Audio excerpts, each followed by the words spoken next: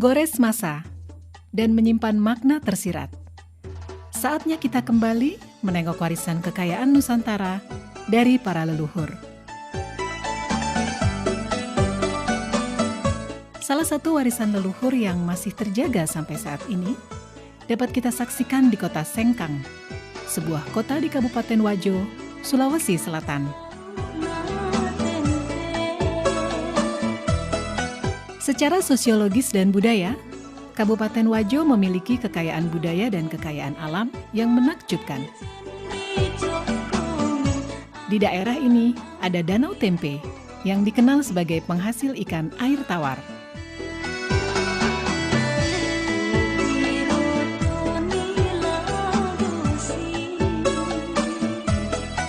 Danau Tempe terbentang laksana cermin raksasa di sisi barat kota Sengkang. Danau ini memiliki pesona alam yang elok dan unik. Perkampungan nelayan tradisional bernuansa Bugis berjajar sepanjang tepian danau. Berjarak 2 km arah timur kota Sengkang, dekat Danau Lampulung, terdapat kampung adat Attakae. Di sana terdapat bangunan duplikat rumah adat Wajo. Salah satu di antaranya, yang terbesar, adalah Seo Raja atau Istana Raja Latenri Bali.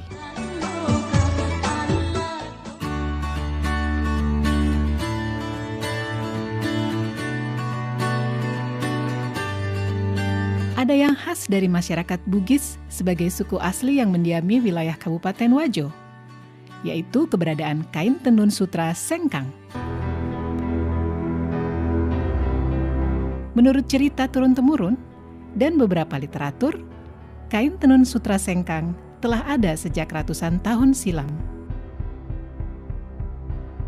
Pertama saya mengungkap sebuah naskah yang pernah saya baca, yaitu Lontrak Belawa. Di situ pertama kali saya temukan kata-kata sutra. Di situ antara perkawinan anak kaji dari Luwu dengan Iswari dari Mancapai. Di situ juga saya temukan kata-kata di dalam lontrak, kata-kata Sengkang.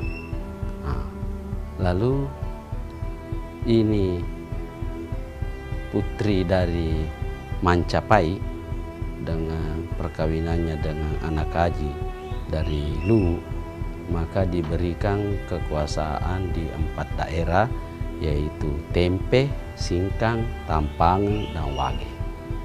Disitulah awalnya kita mengenal, sudah mulai kenal nama sutra. Tenun ini sudah ada sejak abad ke-14 di Kabupaten Wajo ini. Namun pada saat itu terbatas pada pembuatan untuk pemakaian sendiri, bukan untuk komoditi dagangan. Misalnya seseorang ingin melakukan hajatan pernikahan, terutama pada acara-acara pernikahan, itu biasanya anak-anak perempuan itu diminta atau disuruh oleh orang tuanya untuk menenun sarung, apakah untuk dipakai dia sendiri ataukah untuk orang tuanya. Itu sehingga belum terjadi di masyarakat sebagai suatu komoditi dagangan, tetapi hanya untuk pemakaian sendiri. Sejarah tentang tenun sutra Sengkang tidak dapat dipisahkan dari peran perempuan Bugis dalam keluarga. Orang tua suku Bugis di zaman dulu menjadikan tenun sutra sebagai salah satu cara dalam mendidik anak perempuan mereka. Budaya orang Bugis itu kan dulu kan kebanyakan petani. Nah, perempuannya nggak ada pekerjaan kalau lakinya sudah turun ke sawah. Nah, baran ini atau produksi kain sutra ini sudah membudaya, awalnya dari entah dari mana, akhirnya menjadi budaya tenung di daerah ini. Nah, dari situ orang tua selalu mewarisi ke anaknya. Jadi ada cerita bahwa orang Bugis itu, khususnya orang Wajo, kalau tidak pintar menenun, artinya belum sempurna lah. Kedua, ceritanya kalau ada orang luar yang meminang orang Bugis Wajo, dilihat dari hasil kerja tenunnya itu. Kalau memang hasil kerja tenunnya itu bagus, apa berarti orangnya sudah sempurna atau sudah ya boleh dikata cantik apa segala begitu. Jadi penilaiannya tergantung dari karyanya untuk yang penenun sutra ini tadi.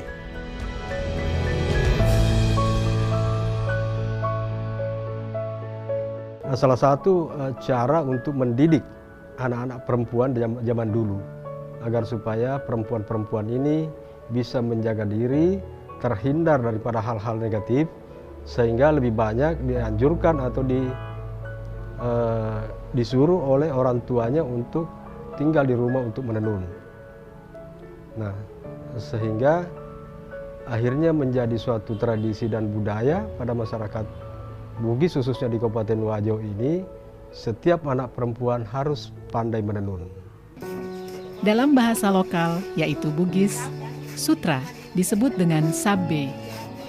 Menengok ke masa yang lalu, aktivitas masyarakat Wajo dalam mengelola sutra sudah dilakukan secara turun-temurun, baik dalam skala industri rumah tangga maupun industri menengah.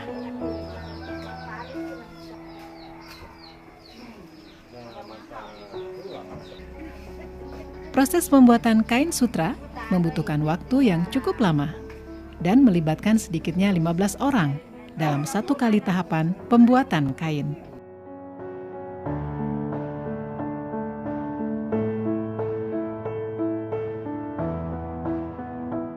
Sebelum menjadi benang sutra, ada proses yang cukup panjang yang dimulai dari peternakan ulat sutra.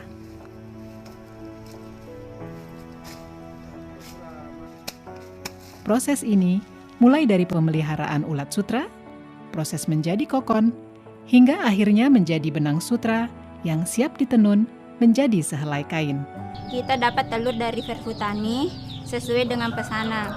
Contoh ini tempat telurnya dan menetas, misalnya penetasan tanggal 1. Ini menetas baru 3 hari makan, dikasih makan dengan daun murbei. Ada memang khusus daun murbei itu. Baru 3 hari makan, baru ada instar pertama, artinya tidur. Instar pertama itu 2 kali 24 jam. Ulatnya tidur itu tidak makan. Baru setelah instar pertama, makan lagi selama 2 hari. Masuk instar 2. Begitu seterusnya sampai instar 4. Ini sudah masuk instar 5. Artinya ini masuk untuk proses pengokonan. Tinggal 3 hari proses pengokonan. Dia akan membungkus dirinya jadi kepompong. Itu seratnya, dia mengeluarkan air liur dari mulutnya. Itu bikin bundaran untuk membungkus dirinya. Dan bundaran itulah disebut kokon, dan itulah yang menjadi sutra.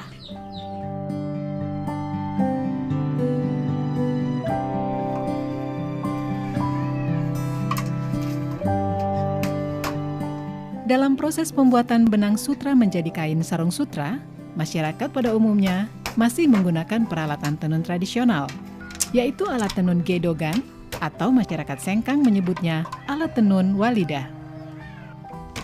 Ini alat tenunan gedogan, satu setnya. Ini pertama alat gulungan benang, baru ini alat penindis untuk menekan benang bawah, baru ini tali untuk alat pembantu untuk benang bawah. Ini sisir, alat untuk mengatur lusi. Ini juga walida, alat untuk merapatkan benang pakan. Ini teropong, alat untuk memasukkan benang pakan. Dan ini wakangang, alat untuk gulungan kain. Perkembangan teknologi yang datangnya dari tanah Jawa berpengaruh terhadap proses pembuatan tenun sutra di sekitar tahun 1950 dan membuat sebagian proses pembuatan dengan alat tenun gedogan beralih menjadi alat tenun bukan mesin.